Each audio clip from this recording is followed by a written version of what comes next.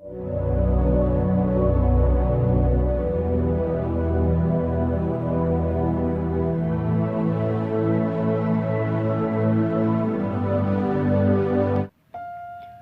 रचित सुसमाचार अध्याय 14। यूहन्ना बपतिस्मा देने वाले की हत्या।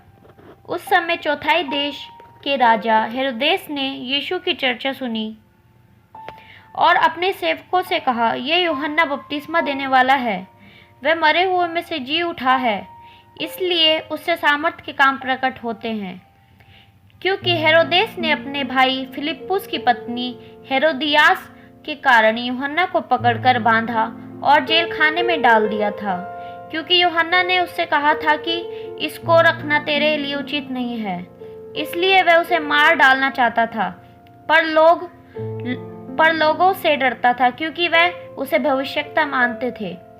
पर जब हेरोदेस का जन्मदिन आया तो हेरोदियास की बेटी ने उत्सव में नाच दिखाकर हेरोदेस को खुश किया।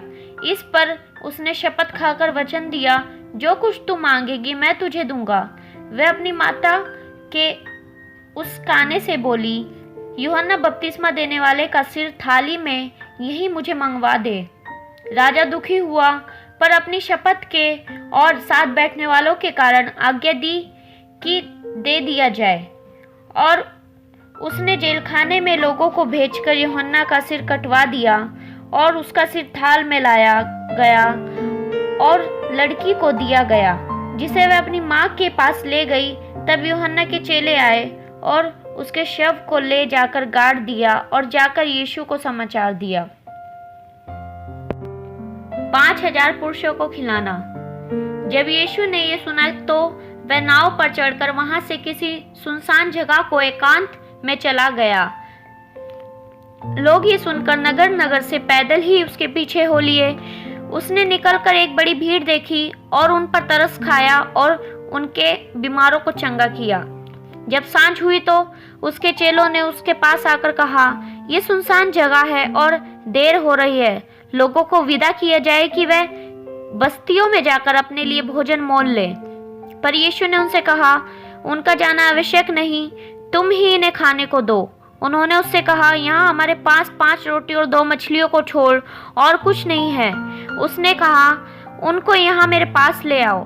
तब उसने लोगों को घास पर बैठाने को कहा और उन 5 रोटियों और 2 मछलियों को लिया और स्वर्ग की ओर देखकर धन्यवाद किया और रोटियां तोड़ तोड़ कर चेलों को दी और चेलों ने लोगों को दी। जब सब खाकर तृप्त हो गए तो चेलों ने बचे हुए टुकड़ों से भरी हुई 12 टोकरी उठाई और खाने वाले स्त्री और बालकों को छोड़ 5000 पुरुष के लगभग थे। यीशु का पानी पर चलना। तब उसने तुरंत अपने चेलों को नाव पर चढ़ने के लिए विवश किया कि वह उससे पहले पार चले जाएं, जब तक वह लोगों को विदा करे। वह लोगों को विदा करके प्रार्थना करने को अलग पहाड़ पर चला गया और सांझ को वह वहां अकेला था। उस समय नाव झील के बीच लहरों से डगमगा रही थी, क्योंकि हवा सामने की थी। और यीशु रात के चौथे पहर झील पर चलते हुए उनके पास आया। चेलों को झील पर चलते हुए देखकर घबरा गए और कहने लगे, ये भूत है, और डर के मारे चिल्लाने लगे। तब यीशु ने तुरंत उनसे बातें की और कहा, ढांढस बांधो, मैं हूँ, डरो मत। पतरस ने उसको उत्तर दिया, हे प्रभु, यदि तू ही है तो मुझे अपने पास पानी पर चलकर आने की आज्ञा दे। उसने कहा, आ। तब पतरस नाव पर से उतरकर यीशु के पास जाने को पानी पर चलने लगा, पर हवा को देखकर डर गया और डूबने लगा, तो चिल्लाकर कहा, हे प्रभु, मुझे बचा। यीशु ने तुरंत हाथ बढ़ाकर उसे थाम लिया और उससे कहा, हे अल्पविश्वासी, तू क्यों संदेह किया? जब वह नाव पर चढ़ गए तो हवा थम गई। इस पर उन्होंने जो नाव पर थे उसे दंडवत करके कहा, सचमुच तू परमेश्वर का पुत्र है। गन्नेसरत में रोगियों को चंगा करना। वह पार उतरकर गन्नेसरत में पहुंचे। वहां के लोगों ने उसे पहचान लिया और आसपास के सारे देश में समाचार भेजा और सब बीमारों को उसके पास लाए और उससे विनती करने लगे कि वह उन्हें अपने वस्त्र के आंचल ही को छूने दे, और जितनों ने उसे छुआ वे चंगे हो गए। आमीन।